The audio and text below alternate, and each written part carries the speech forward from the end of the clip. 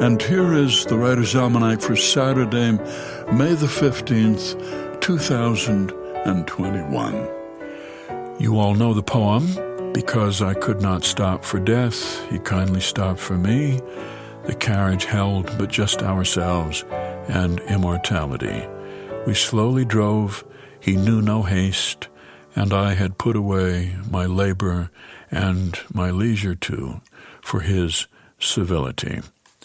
It was on this day in 1886 that Emily Dickinson died at the age of 55. She'd been ill for a couple of years. She'd been brought low by grief for many years before. Her father died in 1874.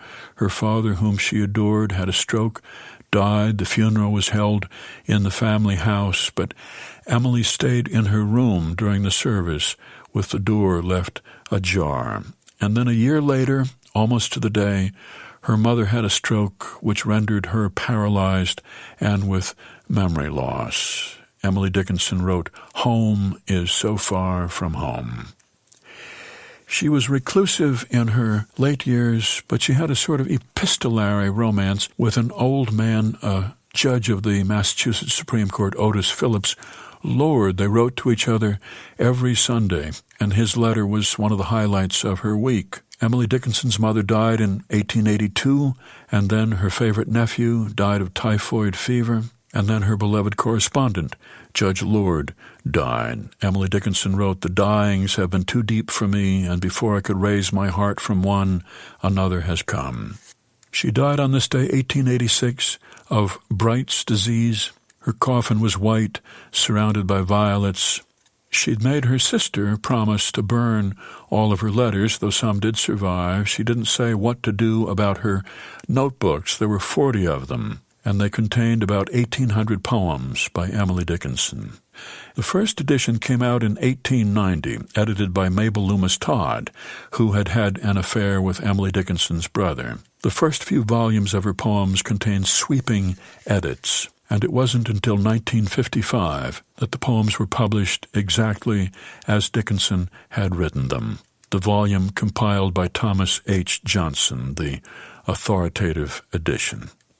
It's the birthday of the man who wrote The Wizard of Oz, L. Frank Baum, born in Chittenango, New York, on this day in 1856. His book, which he wrote as a children's novel, published in 1900. He dedicated it, quote, "to my good friend and comrade, my wife, Maud Gage Baum." L. Frank Baum was a socialist. He wrote in his book, "There were no poor people in the land of Oz because there was no such thing as money, and all property of every sort belonged to the ruler. Each person was given freely by his neighbors whatever he required for his use, which is as much as anyone may reasonably desire. Everyone worked half the time and played half the time, and the people enjoyed the work as much as they did the play, because it is good to be occupied and to have something to do." Here's a poem for today by Jane Kenyon, The Visit. The talkative guest has gone, and we sit in the yard, saying nothing. The slender moon comes over the peak of the barn. The air is damp and dense with the scent of honeysuckle. The last clever story has been told and answered with laughter. With my sleeping self, I met my obligations, but now I am aware of the silence and your affection and the delicate sadness of dusk. A poem by Jane Kenyon, The Visit, from The Boat of Quiet Hours, published by Grey Wolf Press and used by permission here on the Writer's Almanac. Be well, do good work, and keep in touch.